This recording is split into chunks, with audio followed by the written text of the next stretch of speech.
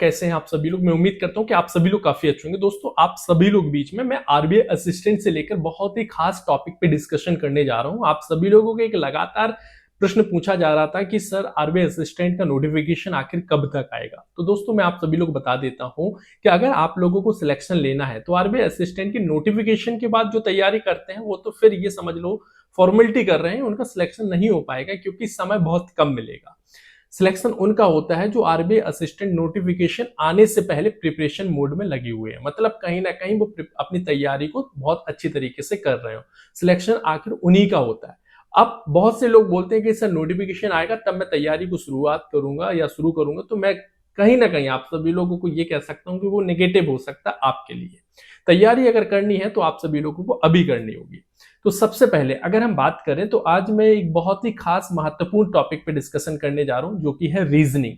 Reasoning एक ऐसा subject माना जाता है जिसमें बहुत ही अच्छा स्कोर आप लोग ला सकते हैं, और रीजनिंग आप सभी लोगों को पता होना चाहिए कि 35 मार्क्स की पूछी जाती है।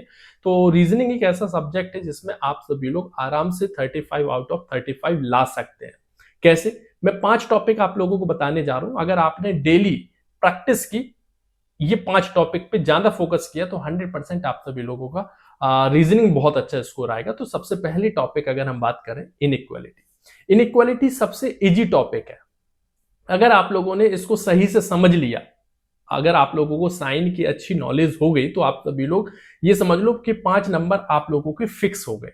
और ये एक क्वेश्चन मुश्किल से 10 या 15 सेकंड लगते हैं एक क्वेश्चन को सॉल्व करने में। तो कहीं ना कहीं आप सभी लोग ये समझ लीजिए कि 5 क्वेश्चन आपसे अगर पूछेगा तो आपके 5 नंबर आप लोगों के फिक्स हो गए।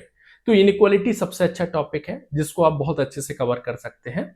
और फिर सेकंड की अगर हम बात करें, सेकंड टॉपिक जो है वो है सिलोजिज्म। सिलोजिज्म में होता क्या है, स्टेटमेंट और कंक्लूजन की बात होती है। अगर आप लोगों ने इसको सही सही तरीके से लॉजिकली अगर आपने स्टेटमेंट और कंक्लूजन को सही से समझ लिया, तो सिलोजिज्म में भी आप लोगों को 5 क्वेश्चंस देखने को मिलेंगे और 5 नंबर आप लोगों के फिक्स हो जाएंगे। और सिलोजिज्म में आप सभी लोगों को ऐसा कुछ भी नहीं है, आपने एक बार अगर कॉन्सेप्ट क्लियर कर लिया तो फिर क्वेश्चंस गलत हो ही नहीं सकता। इसलिए आपको इनइक्वालिटी की प्रैक्टिस करनी है और सिलोजिज्म की प्रैक्टिस करनी है। और तीसरा टॉपिक है कोडिंग डिकोडिंग। कोडिंग डिकोडिंग में आप सभी लोगों को ये समझ लो 4 से 5 क्वेश्चंस आपसे पूछे जाएंगे, 4-5 नंबर के आप सभी लोगों को देखने को मिलते हैं। इसलिए आप सभी लोगों को न्यू पैटर्न और ओल्ड पैटर्न दोनों के क्वेश्चंस पे फोकस करना है। किस पे? कोडिंग डिकोडिंग के।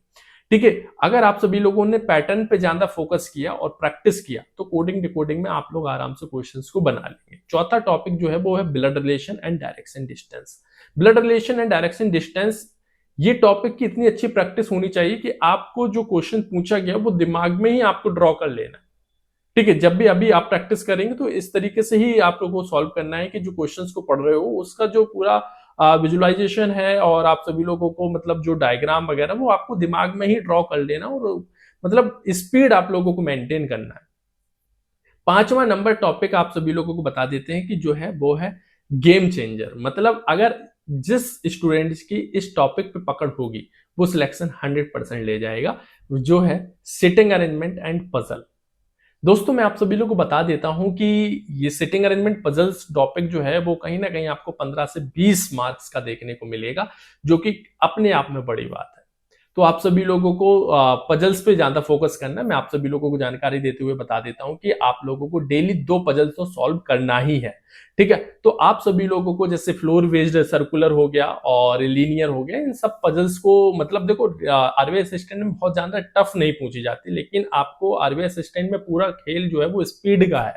अगर आपने सही तरीके से स्पीड पे फोकस कर लिया तो आपका सिलेक्शन हो जाएगा। तो इसलिए आपको डेली आरबीआई असिस्टेंट में किस तरीके की पजल्स पूछी गई है प्रीवियस ईयर के पेपर को देखिए, और अगर आपने उस हिसाब से पजल्स को सॉल्व कर लिया तो 100% आपका सिलेक्शन हो जाएगा। मतलब कहीं ना कहीं बहुत अच्छा स्कोर लेकर आएंगे।